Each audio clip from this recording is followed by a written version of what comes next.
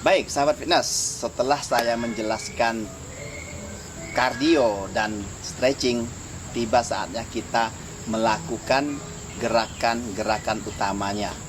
Ya, jadi seperti yang saya bilang tadi di awal, tidak usah bingung, tanpa ke gym kita bisa berolahraga, kita bisa menuju target yang kita inginkan.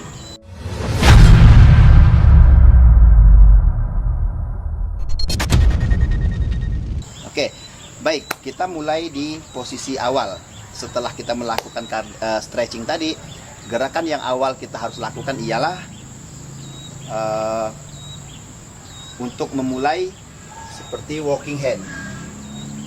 Ya, walking hand di sini seperti ini. Ini masih dalam kategori cardio strength, ya, cardio strength. Jadi sudah sedikit naik level dibanding di stretching tadi. Penggabungannya seperti ini.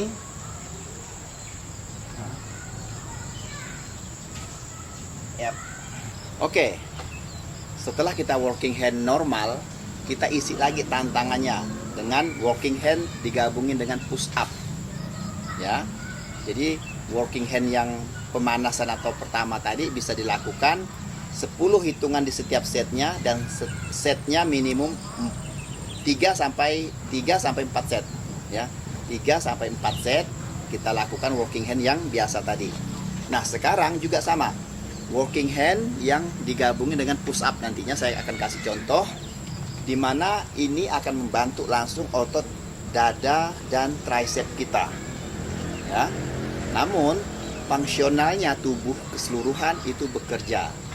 Nah, kenapa tadi di awal saya suruh kardio, saya suruh stretching? Karena fungsional tubuh inilah yang akan membantu gerakan ketika kita melakukan dengan beban yang lebih. Jadi setelah walking hand tadi, ditambah dengan walking hand push up, penggunaan beban tubuh gerakan kita akan lebih. Oke, kita mulai dari seperti ini. Walking hand push up-nya. Ya. Push up di sini, oke. Push up di sini bisa diambil gripnya melebar. Tujuan melebar ada fungsinya, tujuan ini. Gripnya lebar itu untuk membuat bidang. Jadi dada kita ini terbuka ke samping, ya. Nah, kemudian ada di posisi yang sedang, kemudian yang sempit. Jadi posisi push up itu ada 3 varian minimum yang bisa kita lakukan, ya. Dimana saya ulangin sekali lagi, di posisi lebar untuk membentuk dada kita supaya lebih bidang keluar, di posisi sedang membantu ke penebalan, di posisi yang rapat itu sama membantu penebalan di bagian dalam sini. Lalu fungsinya yang rapat tadi akan membantu otot tricep. Otot lengan belakang kita ini menjadi kuat. Ya. Ya, contohnya seperti ini. Kita ambil lagi walking hand, lalu lakukan push up yang melebar. Ya. Nah, kembali lagi, back position, standing lagi. Push up-nya juga kita bisa mainkan hitungannya. Buat yang sahabat fitness yang belum kuat, cukup sekali aja udah bagus push up-nya. Tapi jika bisa lebih, 5 sampai 10 lebih mantep lagi, ya. Jadi walking hand digabungin push up itu sudah membantu tingkat kekuatan pembentukan, ya. Pembentukan kita dapat, kekuatan otot kita juga kita dapat. Nah, jadi ada 3. Bisa melebar, tujuannya untuk membentuk dada kita supaya bidang ke samping, sedang, dan rapat. Ya. Jadi ketika mau membuat rapat, ya udah memang diambil posisi dari start ini langsung rapat. Nah, push up.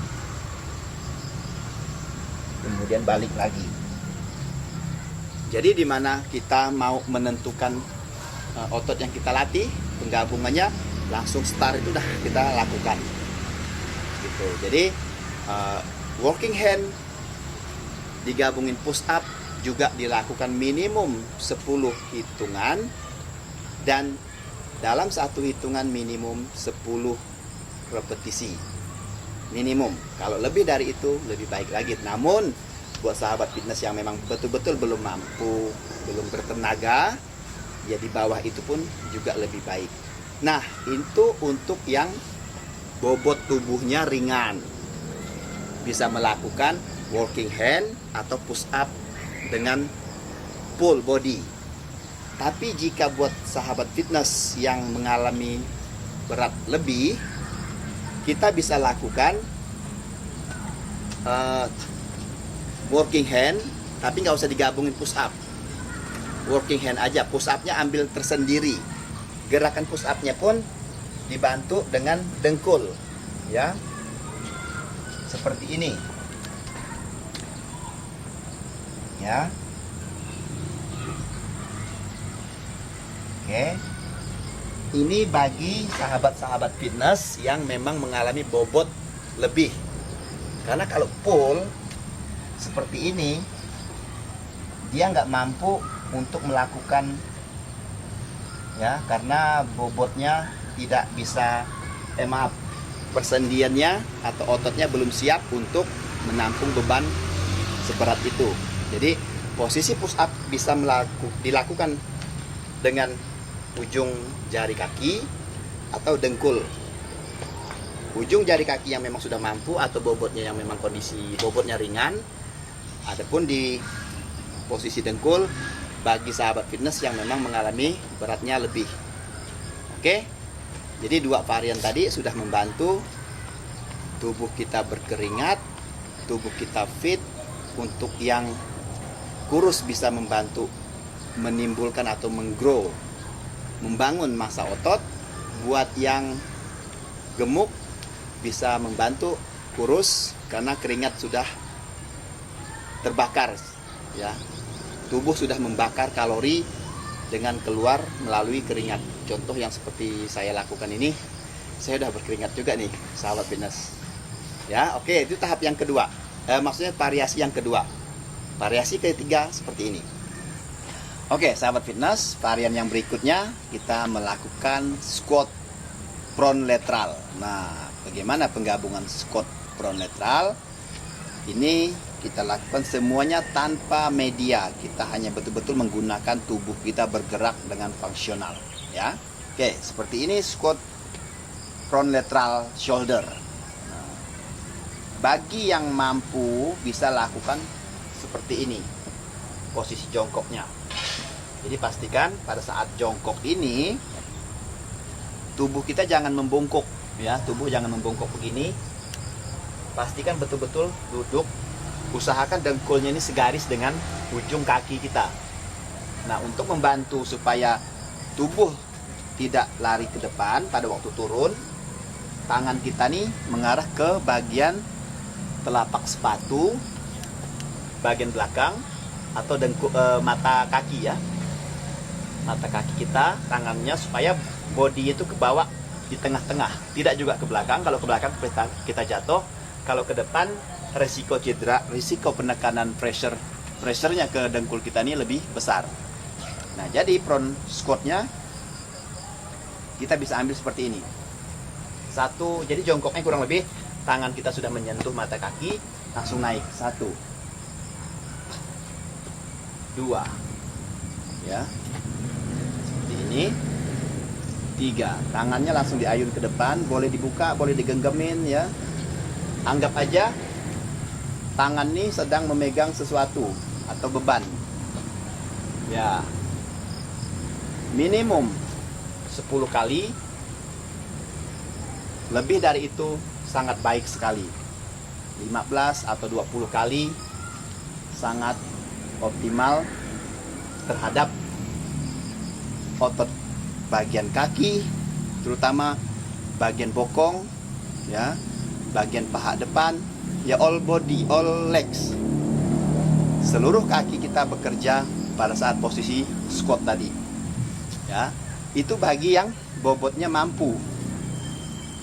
Nah, ini lumayan karena bobot saya hampir 90 kilo. Jadi saya ngos-ngosan juga meragakan ini. Ya. Tapi buat sahabat-sahabat fitness yang bobotnya sudah lebih, cukup lakukan squatnya tadi seperti ini. Misalkan tadi, kalau tadi jaraknya menyentuh mata kaki, nah kalau yang bobot kiranya tidak mampu menyentuh mata kaki, sentuh di bagian dengkul. Contoh, depan, turun, depan. Jadi tangan ini yang menjadi jarak tolak ukurnya. Ya. Ini buat sahabat-sahabat fitnessku yang bobotnya lebih, gerakan seperti ini pun sangat berat sekali. Nah, ingat posisi berdirinya segaris panggul. Ini pun ada varian beberapa, bisa melebar seperti ini, kita sebut sumo squat. Ya. Bisa berdiri sedang atau yang berdiri rapat. Tapi kali ini saya menjelaskan untuk yang umum aja, generalnya aja dulu, yaitu di garis yang lurus. Next video saya coba tampilkan lagi yang lebih mendetail terhadap varian-varian posisi-posisi untuk membantu pertumbuhan otot kita tampil lebih simetris atau lebih indah. Adapun tahap video saya kali ini lebih mengarah kepada bagaimana latihan di rumah namun tetap terjaga fisik, tetap terjaga body, tetap bisa menuju goal yang kita inginkan, ya. Jadi saya ulangi sekali lagi, bagi sahabat fitness yang mampu menyentuh mata kaki, jarinya ini silakan seperti ini, dan lebih memang harus seperti ini kalau yang mampu. Jangan yang mampu melakukan seperti ini, kurang. Kenapa? Nah, ini ada alasannya juga. Agar pressure, agar penekanan ke otot yang kita tuju bagian kaki tadi lebih tinggi atau lebih besar. Nah, sementara kalau untuk sahabat-sahabat fitness yang mengalami bobot tinggi, sudah pasti mengalami kendala berat. Ya, jadi kita kasih toleransi seperti ini. Ya. Nah, jadi sahabat fitness, saya membuka pertanyaan, memberikan sahabat-sahabat fitness di kolom komentar channel YouTube saya untuk memberikan pertanyaan-pertanyaan terus. Bantu kasih pertanyaan agar saya mengerti apa yang kalian atau sahabat-sahabat fitnessku di luar sana perlukan.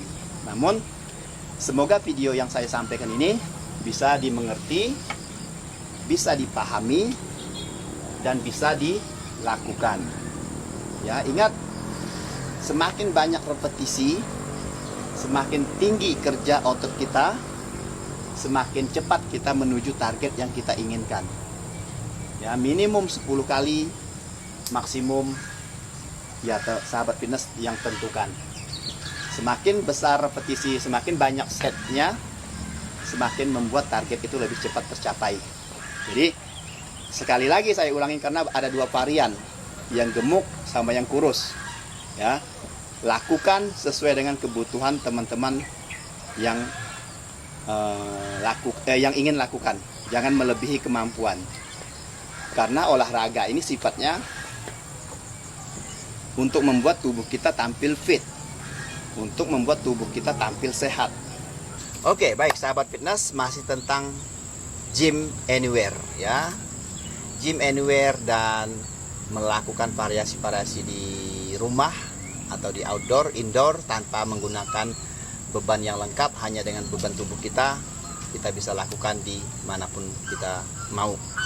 Oke, baik sahabat fitnessku, kita akan masuk ke variasi berikutnya. Jadi semoga sahabat fitness ingat apa yang saya sampaikan di awal, ya. Karena ini basic banget, namun sangat efektif kita lakukan rutin di rumah, kita lakukan rutin di tempat kita berada, tanpa harus ke gym, tanpa harus menggunakan media yang banyak. Beban tubuh kita pun kita bisa melakukan olahraga, ya. Oke. Variasi berikutnya lebih ke arah otot bahu dan perut, ya. Adapun gerakannya bisa kita lakukan seperti ini di posisi plank. Nah, plank posisi ini bisa kita lakukan dengan posisi yang bergantian gerakannya. Yep. Naik, gantian, naik, gantian, ya, naik, gantian, naik, gantian.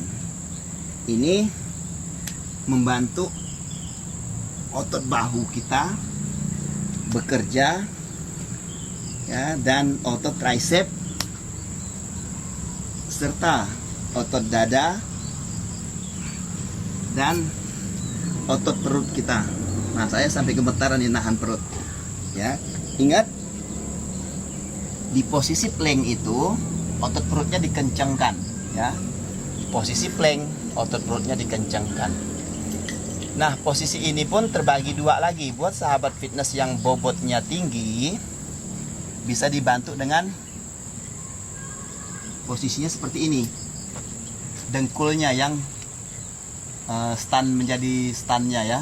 Dengkulnya yang menjadi stand. Kalau tadi kan seperti ini, ya. Ini dilakukan bagi sahabat fitness yang memang mampu, bobotnya masih ringan, bobotnya atau fisiknya sudah kuat, sudah terlatih. Namun kalau yang belum mampu, seperti ini gerakannya. Posisi dan gerakan seperti ini, ya. 1,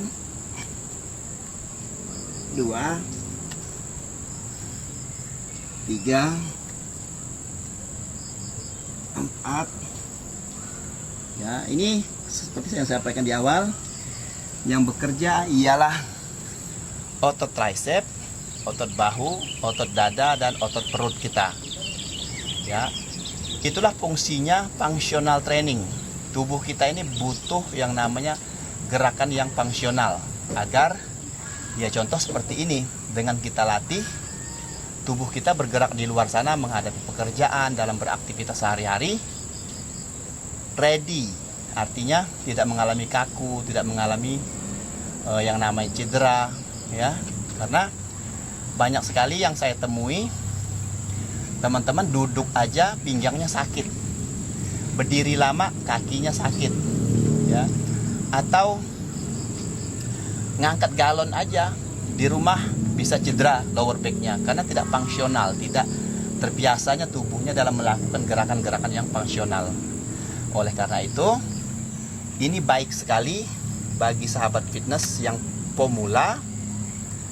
Lakukan dulu di rumah sebelum kita lakukan ke tempat gym, karena di sana tahapnya udah berbeda lagi, udah harus tahap yang lebih tinggi. Namun kalau kita ada halangan, ada kendala, contoh di masa COVID ini solusi the best. Training at home atau gym anywhere bisa kita lakukan. Di luar gym itu jauh lebih efektif, jauh lebih maksimal untuk membantu performa kita dalam beraktivitas, ya. Jadi posisi tadi membantu beberapa otot, terutama otot tricep, bahu, dada, dan core. Nah, untuk otot perut sendiri, ya, selain posisi plank, ini bagi yang mampu posisi seperti ini, tahan, ya, tahan durasinya kurang lebih 1 menit, ya, minimum 1 menit posisi plank ini. Bagi yang mampu posisinya seperti ini, dari ujung kaki sama tangannya lurus, ya. Selain otot perut, otot tricep juga bekerja di sini. Nah, bagi yang tidak mampu, yang belum mampu, cukup lakukan seperti ini. Nah, jadi dibantu pakai siku. Ya, bagi yang masih belum mampu juga bantu pakai dengkul. Nah, jadi yang bagian kaki itu telapaknya diam, biarkan dengkul yang menahan. Di sini memang posisinya ketika dirubah seperti ini jauh lebih berat. Nah, jadi bagi bobot sahabat fitness yang berat, otomatis akan kesulitan. Dan plank ini seperti yang saya bilang tadi, akan membantu pengencengan atau pembakaran lemak kalori di bagian perut. Adapun upper body kita, jika kita gerakan pertahanannya, jika kita pertahankan gerakannya, akan lebih strength, lebih kuat. Itu untuk bagian perut. Tahap pertama atau varian pertama. Varian yang kedua, bagi yang mampu bisa lakukan sit up. Sit up. Nah, sit up-nya pastikan jangan turun habis. Jangan turun habis begini. Kalau gini udah relax. Kontraksi otot di bagian otot perut nih sudah tidak efektif. Jadi sangat lebih baik seperti ini. Setengah, naik setengah, turun setengah, naik setengah. Turun setengah, naik setengah. Ya jangan juga naik habis begini. Ini udah relax. Nah, ini yang saya lakukan aja. Udah terjadi kram di perut karena kontraksinya full. Ya. Itu di posisi sit up. Ada juga posisi posisi sit up ini minimum dalam satu setnya 10 repetisi. 1 misalkan ya. 2, hitungan ke 9 misalkan, langsung ke 10. Minimum dalam satu set 10 repetisi. Ya. Setnya minimum 3. Jadi 3 set, kalau kita kali 10 udah 30 untuk sit up. Kalau lebih dari 3 set, 4 sampai 5 lebih baik. Jadi untuk proses pembakaran ya, sahabat fitness, untuk proses pembakaran lakukan durasi yang panjang. Untuk proses penebalan lakukan durasi yang pendek. Penebalan di sini buat sahabat-sahabat fitness yang ingin menaikin massa otot. Menaikkan massa otot hitungannya di bawah 15. Untuk membakar hitungannya maksimal di atas 15. Nah, jadi itu ada perbedaan ya. Kemudian lakukan variasi perut yang berikutnya, bisa seperti ini ya, leg raise. Nah, juga sama, jangan terlalu jauh turun, sedikit digantung posisinya ya, ditahan sedikit pakai tangan di belakang sini, kakinya jangan diturun habis begini, jadi agak digantung waktu posisi di bawah. Naik setengah, naik setengah ya, seperti ini. Atau cycling ya, cycling ini juga membantu otot perut ya.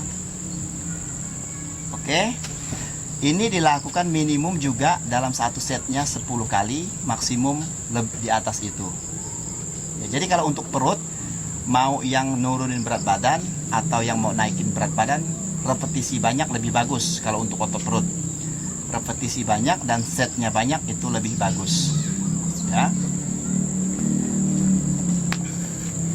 Oke, sahabat fitness, demikianlah variasi-variasi latihan yang bisa kita lakukan di rumah untuk tahap awal ya. Untuk tahap awal dengan menggunakan media beban tubuh kita sendiri. Yang kita lakukan tadi sudah membantu tubuh kita fit keseluruhannya. Insya Allah siklus darah di dalam tubuh baik, sistem organ tubuh kita mulai bekerja dengan baik ya, otomatis membantu kita tampil fit, pikiran kita rileks, tenang, hati kita juga nyaman. Oke? Semoga sahabat fitness mengerti dengan apa yang saya sampaikan. Jika tidak mengerti, jika belum mengerti, tolong layangkan pertanyaan di kolom komentar channel YouTube saya ini. Dan tolong juga jangan lupa bantu subscribe channel YouTube saya, komen, like, dan share ke teman-teman sebanyak-banyaknya. Karena komen, like, dan share teman-teman itu yang menentukan produktifnya konten YouTube channel berikutnya yang saya tampilkan. Insya Allah bermanfaat. Saya akan tampilkan lagi beberapa video dan seterusnya saya akan tampilkan sesuai dengan tingkat kebutuhan sahabat-sahabat fitness di luar sana. Oke, demikianlah variasi latihan hari ini untuk training at home. Ya, di at home di sini kita bisa lakukan di outdoor atau di dalam ruangan, ya. Semoga bermanfaat, semoga bisa dimengerti, dan semoga bisa diterapkan di luar sana. Jadi, video saya kali ini betul-betul real untuk training at home dan untuk beginner. Untuk sahabat-sahabat yang advance atau yang pro, insya Allah saya akan tampilkan juga. Makanya mohon dibantu channel YouTube saya. Adya Novali, 200% for champion. Peace. Caught in the crossfire.